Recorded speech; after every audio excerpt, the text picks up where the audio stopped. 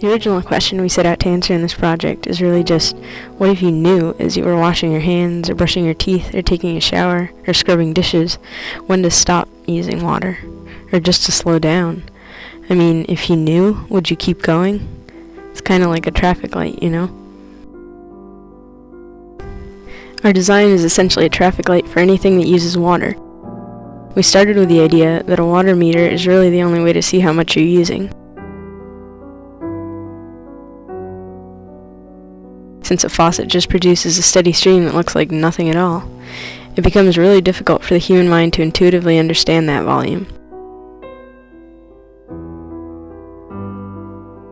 The problem with water meters, though, is that they're for the utility company to read, not you. We decided to change that. The system operates in three parts. First, we have a point source where water is used, such as a sink.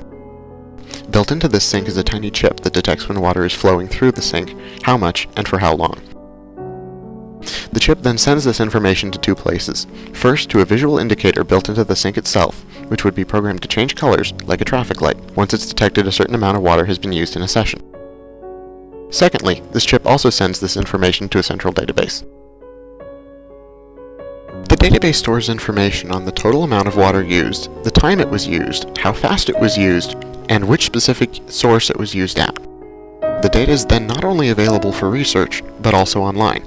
A system could also be developed that would allow students to record their individual consumption with the push of a button. Our original design for the display indicator called for a combination of moving meters, large bars that would dramatically change color as water was used, or just simple numeric indicators. For some time, we pursued the numeric approach, but based on overwhelming feedback, the problem with numbers is that they don't intuitively, visually, or emotionally mean anything. They simply don't relate well to real life, so they can't make as big of an impact on people.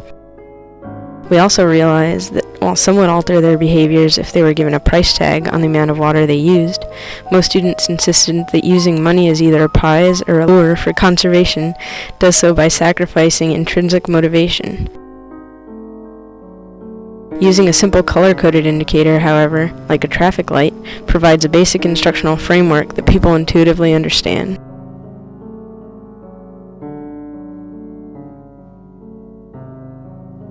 In a basic demonstration, when someone approaches a sink and begins using water, the sink's recording chip registers this and springs to life, turning the indicator light green and preparing to submit a data entry to the database.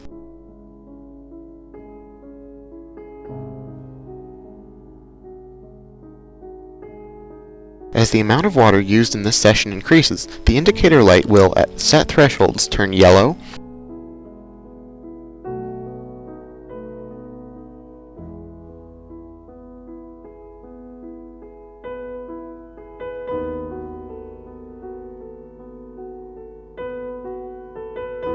red,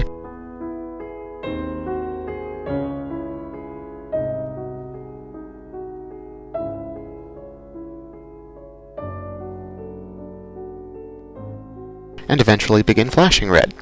This simultaneously provides information to the database, feedback to the user on both their own level of water consumption and what would be an appropriate one, and a feedback incentive to the user to improve.